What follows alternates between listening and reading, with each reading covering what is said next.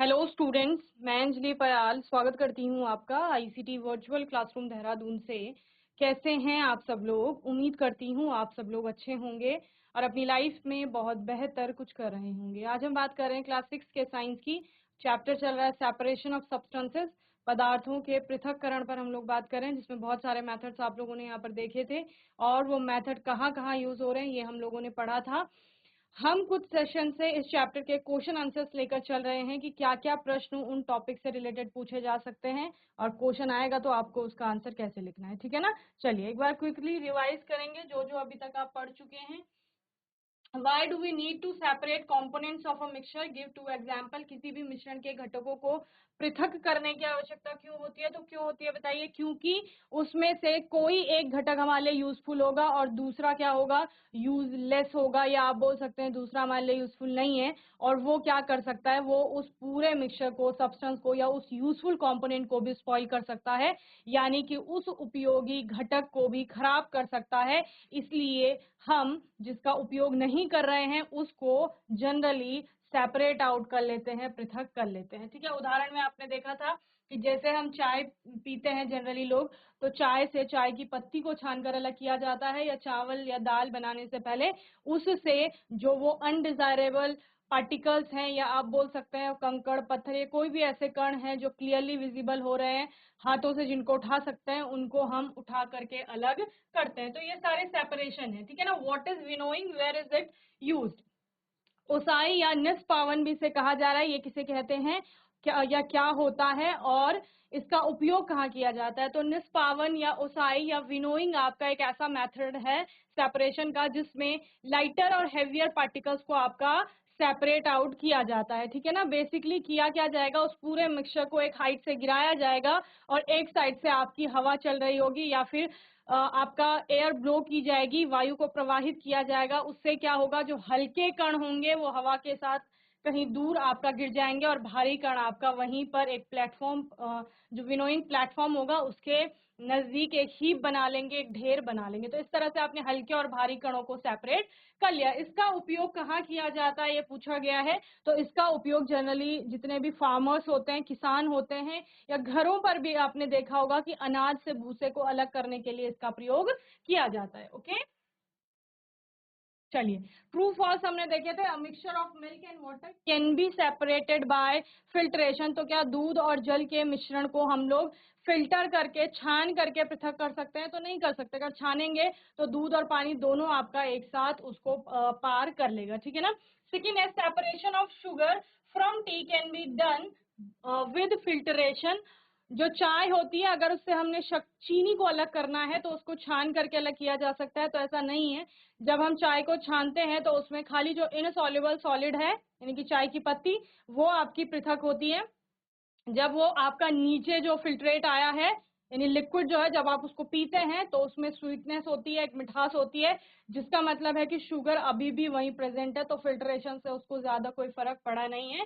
तो सेपरेशन के द्वारा हम शुगर और टी को, जो आपका एक मिक्सचर है, उनको सेपरेट नहीं कर सकते हैं। सो नेक्स्ट वन इज, ये भी आपका फॉल्स होगा। नेक्स्ट है आपका mixture of powder sugar and salt can be separated by winnowing. अगर आपने चीनी को और नमक को पाउडरी फॉर्म में कन्वर्ट कर लिया है, दैट मीन्स कि बहुत चूरा बना दिया, उनका बहुत पतला एक मिक्सचर बना दिया है, तो उसके पार्टिकल कैसे हो जाएंगे, छोटे छोटे कण हो गए तो हल्के हो जाएंगे। विनोइंग का मतलब है उस मिक्सचर को आप एक हाइट से गिरा रहे हैं। जब एक हाइट से आपने मिक्सचर को गिराया तो आप जब वायु का प्रयोग करेंगे तो दोनों ही हल्के कण उड़ जाएंगे, या दोनों ही समान भारी होंगे तो वो प्लेटफॉर्म के नजदीक गिर जाएंगे। तो विनोइंग से उन दोनों को हम सेपरेट नहीं कर सकते। तो ये वाला स्टेटमेंट भी फॉल्स है। Last one is grain and husk can be separated by decantation। तो डिकेंटेशन को निस्तारण या निथारना भी हम लोग कह रहे थे। तो निथारने से हम दो सॉलिड फॉर्म में जो है उनको अलग नहीं कर पा रहे हैं। ठीक है ना? अगर लिक्विड और सॉलिड है तब हम सेपरेट कर रहे हैं, लिक्विड लिक्विड है तब भी हम सेपरेट कर रहे हैं। सिंपल सी बात। दूसरा, यहाँ पर इनके जो वेट है उसमें आपको डिफरेंस देखने को मिलेगा। तो इनको डिकेंटेशन से यानी निस्तारण से पृथक नहीं किया जा सकता। तो ये भी आपका फॉल्स स्टेटमेंट हो गया। Okay, next question is filling the blanks. रिक्त स्थानों की पूर्ति आपने करनी थी। पहला था pieces of stone can be remove from rice by hand picking, ठीक है ना। तो हस्त चयन के द्वारा हम लोग जो पत्थर के टुकड़े होते हैं या कंकड़ होते हैं उनको राइस से यानी कि चावल से या फिर अन्य अनाजों से पृथक कर सकते हैं। तो हस्त चयन वो विधि, मैंने आपको बार बार बताया, हस्त चयन नाम से ही समझ आ रहा है, हाथों से चुनना, तो हाथों से चुन करके अलग करेंगे, ठीक है ना। Second one is husk from wheat flour is generally removed by sieving, ठीक है ना। जो आपका भूसा होता है उसको गेहूं से या गेहूं का आटा जो है, ठीक है ना, आटा कोई भी प्रकार का हो सकता है, यहाँ पर गेहूं के आटे की बात की है, उससे सीविंग द्वारा अलग किया जाता है, हम लोग जानते हैं, ठीक है ना। जब आटे में भूसा होता है, ऐसे कोई कण होते हैं जो आटे के कण से थोड़ा बड़े साइज के हैं, तो चलनी का प्रयोग करके या चालन विधि का प्रयोग करके उनको दोनों को सेपरेट आपका किया जाता है, ठीक है ना। तीसरा है आपका grains are obtained from stalk by threshing. तो थ्रेसिंग में हमने पढ़ा था कि जब आपका फसल तैयार हो जाती है, अनाज का एक पौधा है उसमें अनाज लगा हुआ है, तो पौधे से उस अनाज को अलग करना या उन ग्रेन्स को, सीड्स को अलग करना ही थ्रेसिंग आपका कहलाता है। ओके, फोर्थ है आपका the process of settling of heavier particles is called settling. Settle down आप कह सकते हैं या सेटिंग भी इसको लिख सकते हैं, ठीक है ना। तो जो भारी कण होते हैं उनका नीचे बैठना जब होता है, वो जब नीचे बैठते हैं तो इस प्रोसेस को क्या कहा जाता है, इसको सेडिमेंटेशन कहा जाता है। मैंने आपको बोला था जब आपने हस्तचयन के द्वारा चावल से कंकड़ों को अलग किया तो फिर हम उसको क्या करते हैं, वॉश करते हैं। तो वॉश करने के लिए हम उसमें पानी डालते हैं, और पानी डालने पर होता क्या है, क्योंकि चावल के कण आपके भारी हैं या चावल के दाने आपके भारी हैं तो वो नीचे बैठ जाते हैं, और उसमें जो भी ऐसी अशुद्धि होती है जो जल में सॉल्युबल है तो वो पानी में घुल जाती है, या फिर हल्की अशुद्धि होती है तो वो पानी में उठ करके ऊपर आ जाती है। ओके, फिफ्थ आपका filtration is helpful in separating an insoluble solid from liquid, ठीक है ना।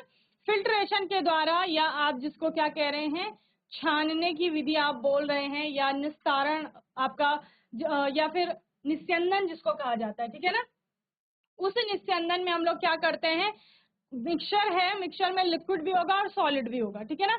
लेकिन सॉलिड कैसा है, इनसॉल्युबल है, यानी कि अविलेय है, तो उस अविलेय अशुद्धि को उस द्रव से हम लोग छान करके अलग कर देते हैं, इसी को निस्यंदन आपका कहा जाता है। ओके, चलिए क्वेश्चन है when is hand picking used. हस्त चयन का उपयोग कब किया जाता है, तो कब किया जाता है, जब आपका जो पार्टिकल्स हैं वो क्लियरली विजिबल हैं, आसानी से जिनको आप देख सकते हैं, साफ साफ आपको दिखाई दे रहे हैं। दूसरा, आप उनको इजीली पिक्ड आउट कर सकते हैं, यानी कि आसानी से हाथ से उठा करके उनको अलग किया जा सकता है। तो ऐसी स्थिति में आप लोग हस्त चयन विधि का उपयोग करेंगे, ठीक है ना। और होमवर्क में मैंने आपको दिया था व्हाट इज सीविंग, चालन क्या है, ठीक है ना। तो ये आपने किया होगा। चालन कुछ नहीं है, जब दो प्रकार के पदार्थ हैं सपोज आपस में मिले हुए, और दोनों के कणों का जो आकार है वो अलग अलग है, तो उस केस में आप सीव का प्रयोग करेंगे, चालन का प्रयोग करेंगे, चालन विधि का प्रयोग करेंगे। और सीव का प्रयोग इसमें किया जाता है, यानी चलनी या छलनी या छन्नी जिसे आप लोग सामान्य भाषा में कहते हैं, उसमें छोटे छोटे छिद्र होते हैं जिसमें से एक पदार्थ के कण उन छिद्रों को पार करके चले जाएंगे और दूसरे उसी में फंसे रह जाएंगे। तो इस प्रकार से आप दोनों को सेपरेट आउट किए करते हैं। और ये विधि बहुत सामान्य है क्योंकि रोटी हम सभी के घरों में बनती है, और रोटी को बनाने से पहले आटे को लगाया जाता है। तो जब आटा लगाना होता है तो उससे पहले उसको छाना जाता है। तो छानने में क्या किया जा रहा है, आटे के जो महीन कण हैं उनसे उन बड़े आकार के कणों की अशुद्धियों को दूर किया जाता है, ठीक है ना। तो यही हस्त चयन आपका है। चलिए आज के सेशन का क्वेश्चन लिखिए।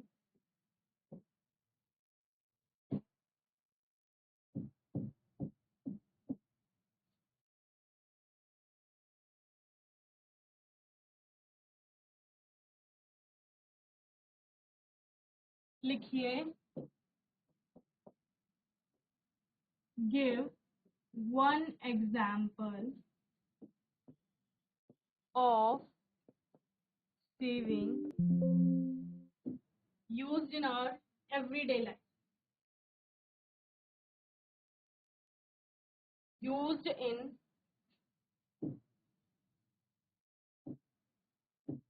our everyday life।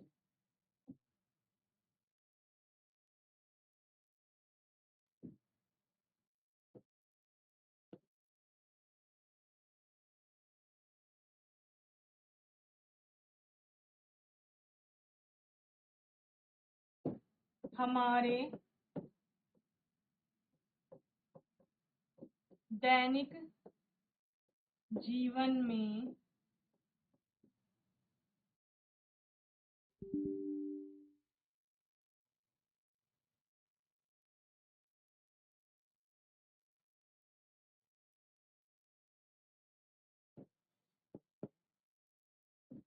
चालन विधि का एक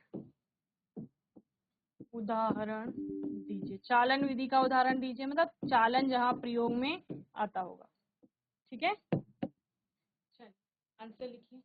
वही जो अभी आपको आंसर वही जो मैंने आपको अभी बताया, जब आप आटे से आपका चोकर हो गया, उसको अलग किया जाता है, तो वही आपका क्या है, सीविंग है। ठीक है, देखिए सेपरेशन ऑफ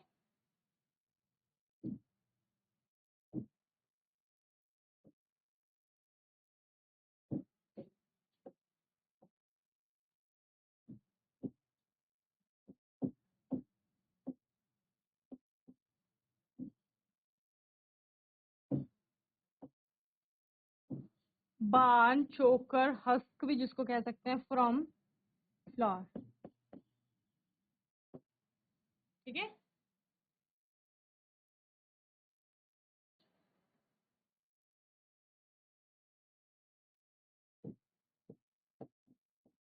आटे से भूसे या चोकर को पृथक करना।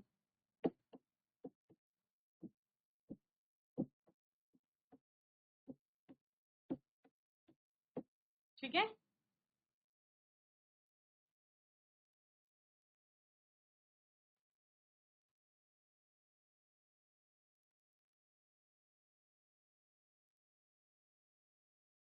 ऐसे ये, ठीक है, husk.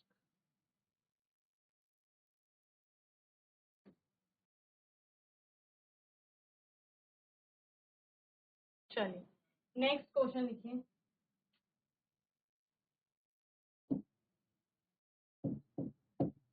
Name the process of separating, name the process of, process method सब एक ही है, ठीक है ना। Separating, name the process of separating two immiscible liquids।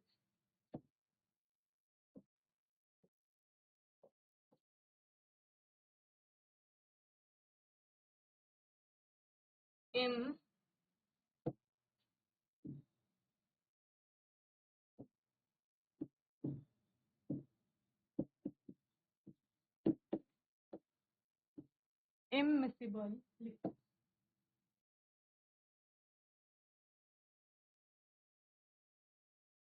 दो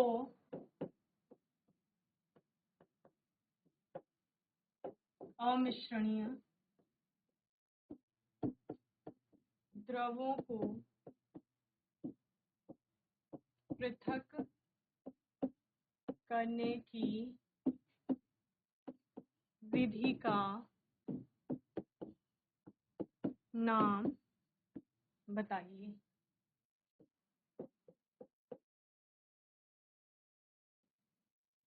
ठीक है, बताओ।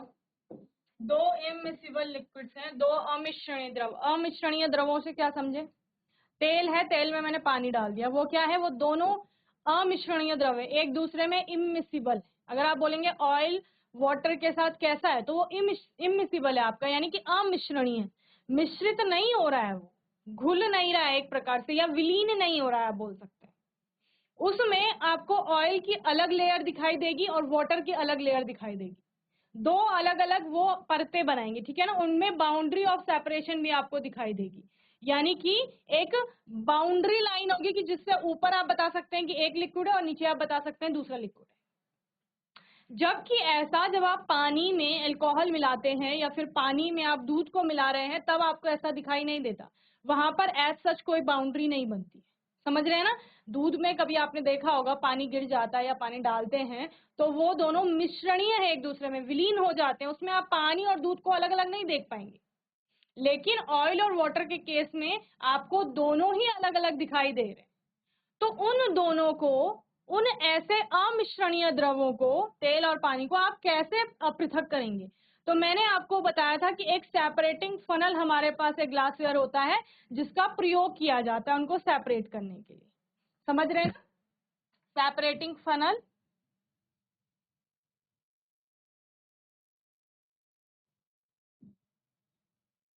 एज सच कुछ होता है आपका, ठीक है ना? और इसमें आप दोनों लिक्विड डाल देंगे। ये आपके दो लिक्विड आ गए, एक ये वाला है नंबर 1 और ये नंबर 2।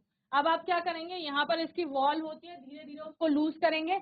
लूज करेंगे तो नंबर 2 वाला जो लिक्विड है ये आपका नीचे आ जाएगा, तो इसको आप यहाँ कलेक्ट कर लेंगे किसी वेसल में, ठीक है ना? जब ये पूरा ये पॉइंट आपका यहाँ पहुंच जाएगा, यानी पूरा नंबर 2 वाला आपने यहाँ ले लिया, तो फिर आप इसको क्या कर लेंगे, टाइट कर लेंगे, यानी कि बंद कर लेंगे, ठीक है? फिर इसमें आपका 1 वाला लिक्विड इसमें है, 2 वाला लिक्विड इसमें आ जाएगा। तो सेपरेटिंग फनल का यूज आप लोग करते हैं। दूसरा मैंने क्या बताया था, दूसरा बताया था कि आप लोग ऐसे किसी वेसल में इसको रख लेंगे, ठीक है? 2 लेयर बन जाएंगी, ये 1 वाली है, ये 2 वाली है, अलग अलग दिखाई दे रही है। अब आप क्या कर लेंगे, इसको सेपरेट कर लेंगे, तो डिकेंटेशन का प्रयोग करेंगे। ये 1 वाला जो है इसको किसी और वेसल में आप लोग निकाल लेंगे, ठीक है? निथार लेंगे, ऐसे निथारते ना हम लोग, जैसे चावल से पानी निथार रहे थे, सेम वही डिकेंटेशन का प्रयोग किया जा सकता है या सेपरेटिंग फनल का उपयोग किया जाएगा, ठीक है ना? चलिए आंसर लिखिए।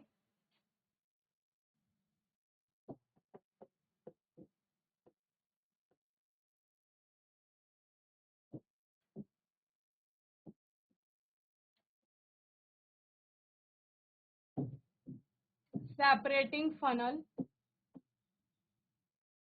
by using separating funnel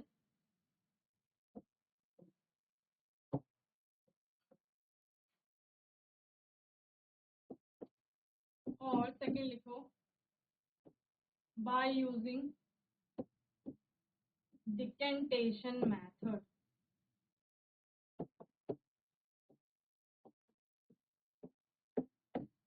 ठीक है? by using separating funnel और by using decantation।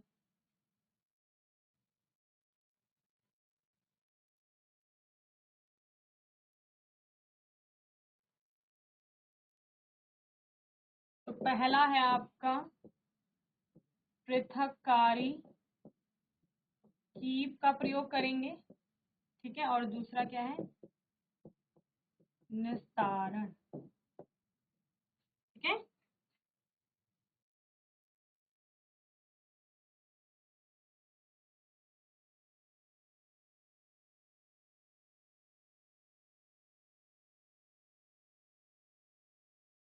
चलिए नेक्स्ट क्वेश्चन लिखिए। What is decantation?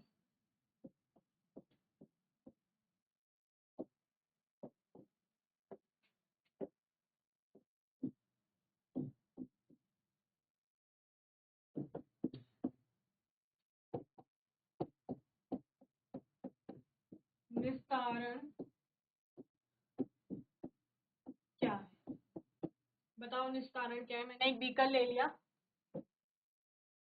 ठीक है? और इस बीकर में है आपका चावल,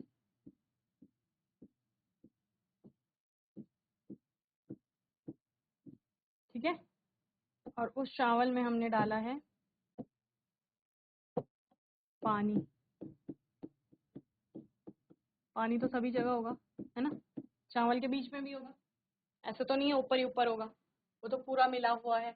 अब हम क्या करेंगे, हमने इन चावल से उस पानी को अलग करना है। तो चावल आपका क्या हो गया, इनसॉल्युबल सॉलिड हो गया, अविलेय ठोस, ठीक है? और दूसरा पानी क्या है आपका, द्रव है। तो द्रव से आप किसी अविलेय ठोस को अलग कर रहे हैं, या फिर आप क्या बोल सकते हैं कि अविलेय ठोस और द्रव आपस में मिश्रित हैं और उन दोनों को आप पृथक कर रहे हैं। तो उन दोनों को पृथक करने के लिए आपने क्या किया, ये जो आपका वाटर है, ठीक है, या लिक्विड जो आपका है, इसको आप किसी और कंटेनर में या वेसल में निकाल लेते हैं, ठीक है ना। इसको आप निकाल लें और चावल आपका यही रह जाएगा। बस यही विधि आपकी क्या है, निस्तारण की है। ठीक है, चलो लिखो।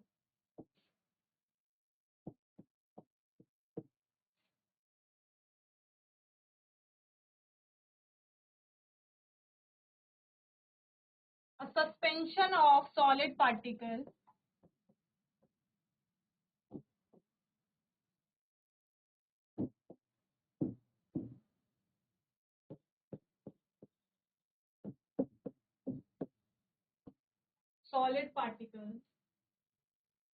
in a liquid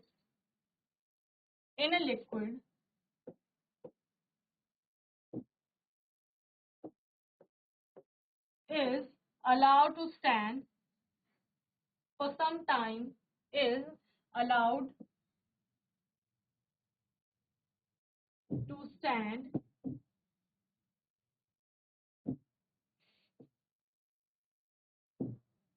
for some time allowed to stand for some time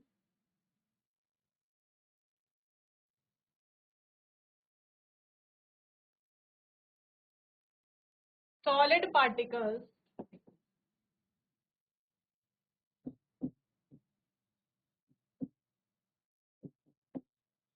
settle down at the bottom।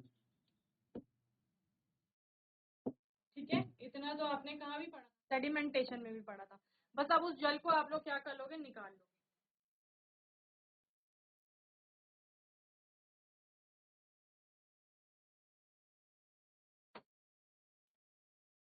और ये डिकेंटेशन हमने सॉलिड और लिक्विड के केस में लिया था, लेकिन लिक्विड लिक्विड के केस में भी हो सकता है। इसके आगे लिखेंगे आप and then remove the top layer, remove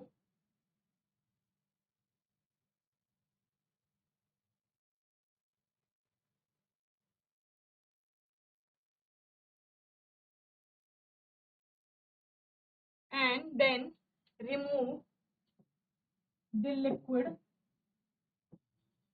layer from the top, liquid layer at the top, at the top from at the top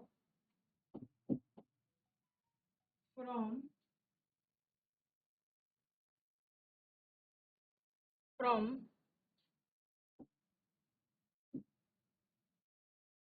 the layer from layer of liquid or solid below। ठीक है,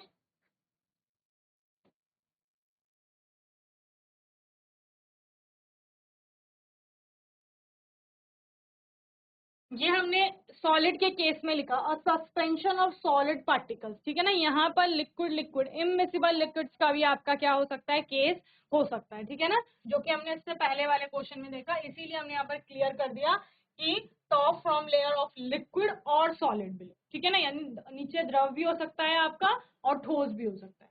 तो लिखिए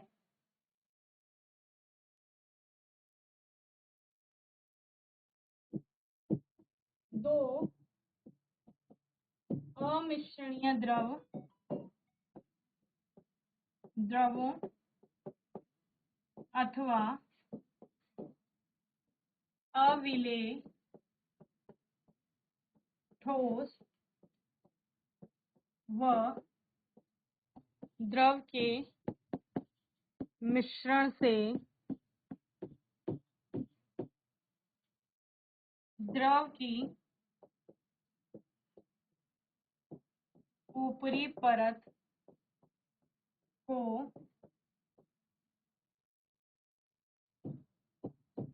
हटा लिया जाता है।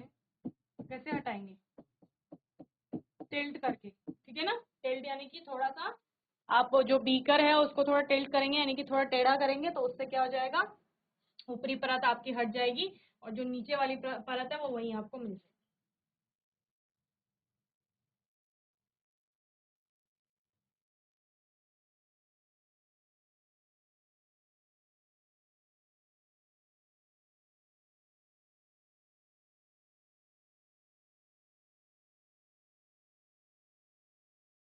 Next question लिखो।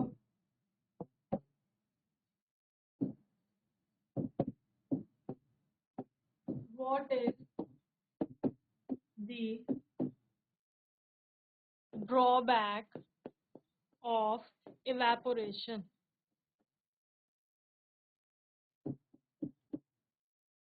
What is the drawback of evaporation?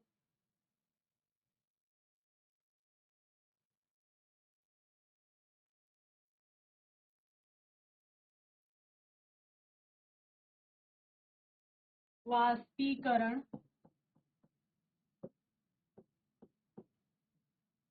की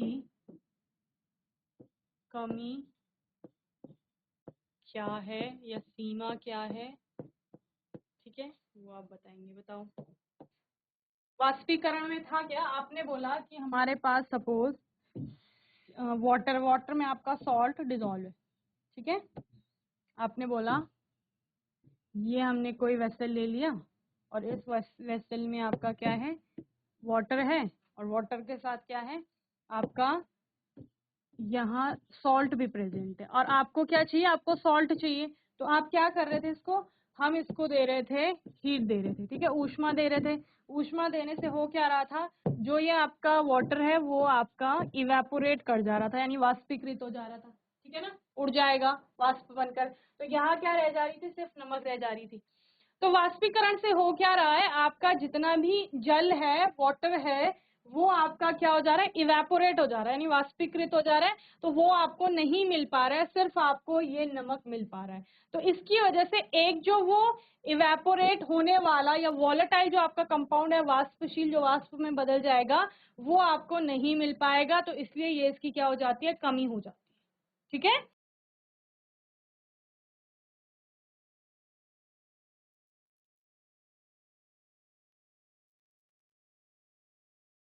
तो आंसर आपका क्या आ जाएगा, the liquid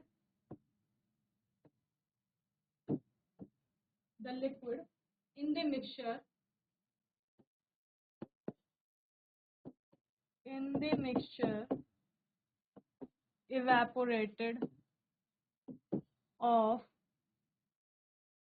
evaporated of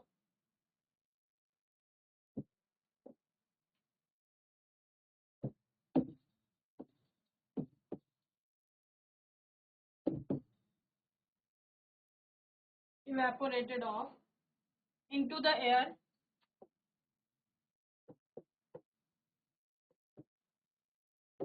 and is not recovered and is not recovered, ठीक है ना। मिश्रण से द्रव वाष्पीकृत हो जाता है, जिसे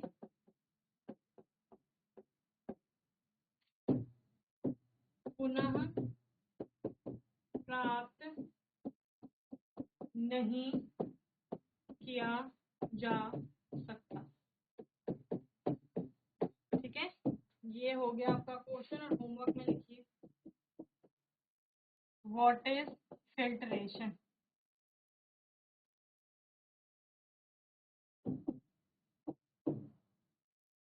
ठीक है, निस्यंदन क्या है।